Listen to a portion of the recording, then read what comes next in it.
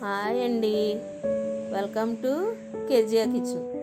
ఈరోజు నేను చేయబోయే రెసిపీ వచ్చి కాలీఫ్లవర్ కర్రీ అండి. ఈ కర్రీని మనం ఎప్పుడు చేసే విధంగా కాకుండా ఈ విధంగా రొటీన్గా కాకుండా ఈ విధంగా చేసుకోండి. ఈ కర్రీ చపాతీలోకి, పుల్కాలోకి, పూరీలోకి చాలా బాగుంటుంది.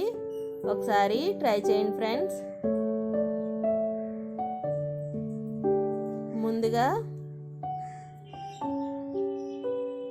ముందుగా మనం స్టవ్ వెలిగించుకుని ఒక గిన్నెలో సగం పైగా వాటర్ వేసుకుని వాటర్లో కొంచెం పసుపు, కొంచెం సాల్ట్ వేసుకుని మనం ముందుగా కట్ చేసి పెట్టుకున్న కాలీఫ్లవర్ని వేడి నీటిలో వేయాలండి.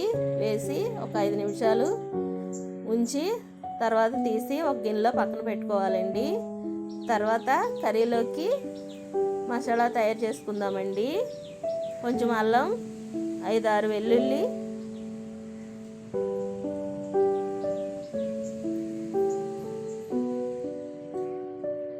3 చిన్న ఉల్లిపాయలు ఈ విధంగా చిన్న ముక్కలుగా కట్ చేసుకుని మిక్సీ పట్టుకుందామండి. ఇలా మిక్సీ పట్టుకున్న పేస్ట్ని ఒక గిన్నెలోకి తీసుకుందామండి.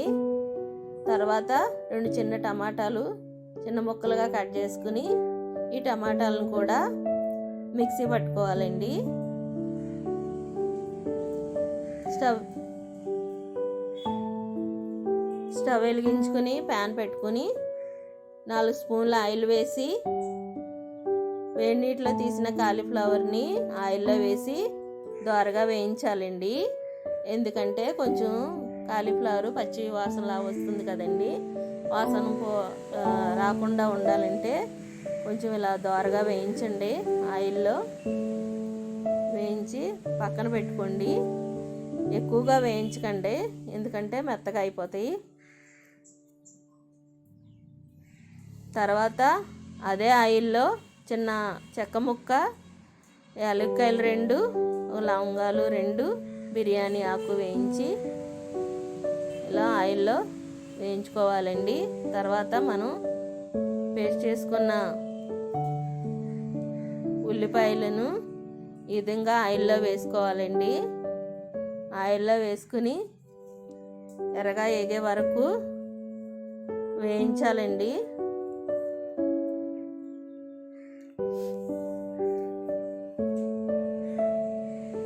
ఇలా వేయించిన తర్వాత 2 రెమ్మలు కరివేపాకు వేసుకుందాము.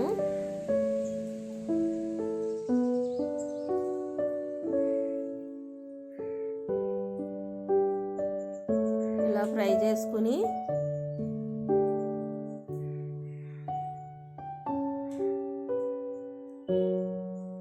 పెట్టాలండి. తర్వాత మనం ముందుగా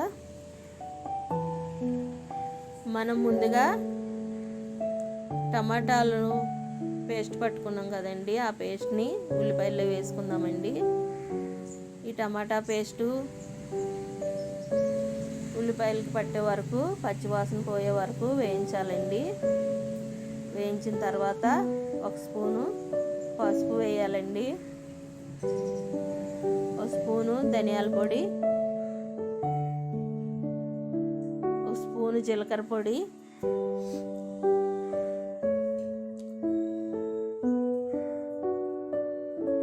1 స్పూను గరం మసాలా వేసి ఈ గ్రేవీకి పట్టేంత వరకు ఇలా వేయించాలండి. వేయించిన తర్వాత కొంచెం పెరుగు వేసుకుందామండి. పెరుగు వేసుకుంటే కర్రీకి చాలా టేస్ట్గా ఉంటుంది.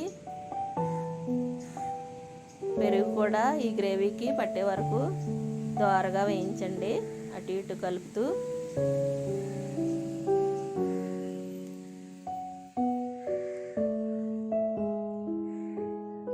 విధంగా వేయించుకోవాలి. తర్వాత 4 పచ్చిమిర్చి వేయాలండి.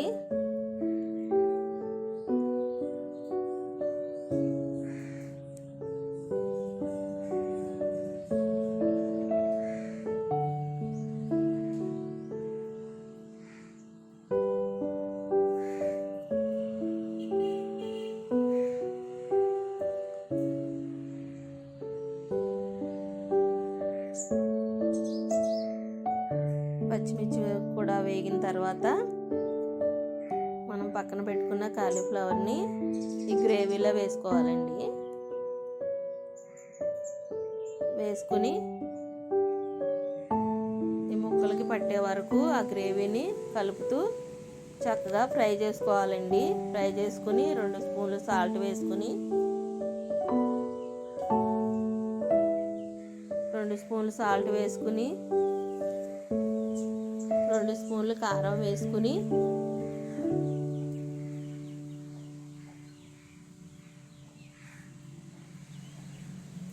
మళ్ళీ ఇలా తిప్పుకోవాలండి. తర్వాత ఒక గ్లాసు వాటర్ వేసుకోవాలండి. వాటర్ వేసుకుని మొత్తం కలిసేంత వరకు ఇలా తిప్పుకుని ఉడికించాలి ఫ్రెండ్స్. మనం 2 నిమిషాల్లో దింపే ముందు మెంతి ఆకుని వేసుకోవాలండి. చాలా టేస్ట్గా ఉంటుంది మెంతి ఆకు వేయటం వల్ల.